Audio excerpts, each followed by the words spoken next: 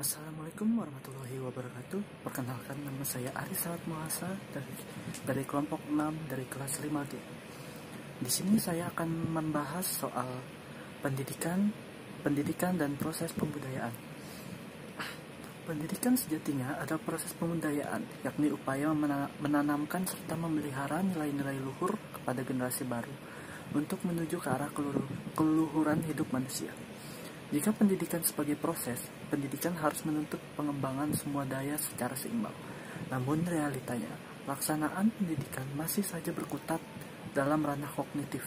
Sebagai contoh, ujian nasional yang sangat menekankan ranah kognitif dan abai terhadap bagian yang lain.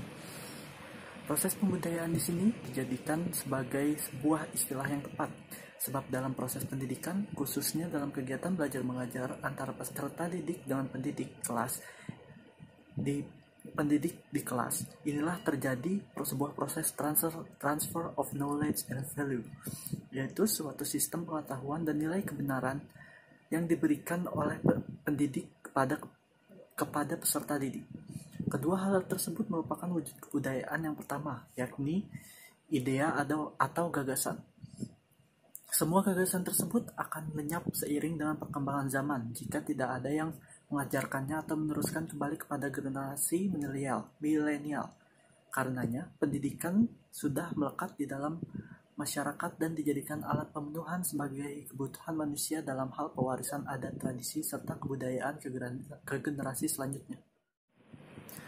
Pendidikan nasional tidak saja terpisahkan dari budaya, falsafah, amanat konstitusional bangsa Indonesia, tetapi juga sebagai wahana untuk mewujudkannya dalam kehidupan perbangsa dan bernegara senyatanya.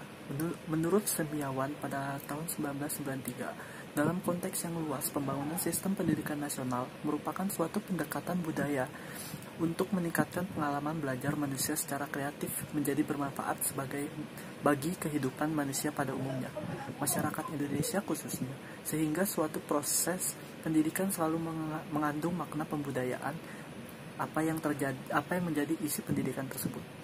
Pendidikan sebagai proses pembudayaan secara teoretik di sini diasumsikan oleh Peter L. Berger dan Thomas Luckman dalam bukunya berjudul The Social Construction of Reality, a Treatise of Sociology of Knowledge, atau tafsir sosial atas kenyataan risalah tentang sosiologi pengetahuan. Berikut ini merupakan paparan singkat dari isi buku tersebut. Eksternalisasi adalah suatu usaha yang dilakukan oleh manusia itu sendiri dalam hal pengungkapan rasa pada dunia luar, baik dalam kondisi yang menyangkut mental atau fisik mereka. Yang kedua, objektifikasi adalah output yang berhasil dicapai oleh manusia baik mental maupun fisik dari kegiatan eksternalisasi manusia itu sendiri. Hasilnya berupa realitas objektif yang terpisah atau berasal dari luar dirinya sendiri. Yang ketiga ada internalisasi. Momen ini lebih kepada suatu teknik yang berfungsi dalam mereduksi kembali dunia objektif ke dalam kesadaran yang subjektif, sehingga individu dipengaruhi oleh struktur sosial atau dunia sosial. Manusia sendiri memakai internalisasi menjadi produk masyarakat, yaitu melalui sosialisasi, di mana kita dapat artikan sebagai suatu strategi yang mampu dilakukan suatu generasi dalam menyampaikan nilai dan norma-norma sosial.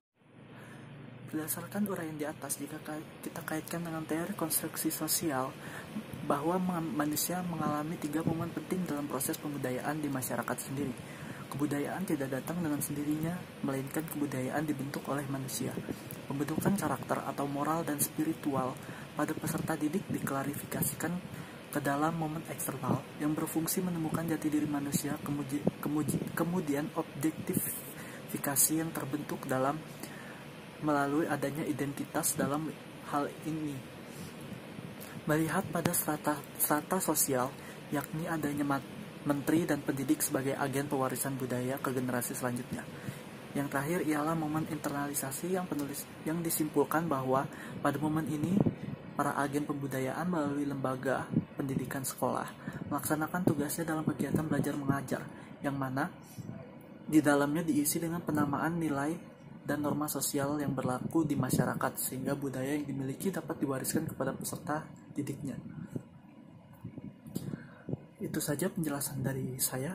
Terima kasih sudah nonton. Assalamualaikum warahmatullahi wabarakatuh.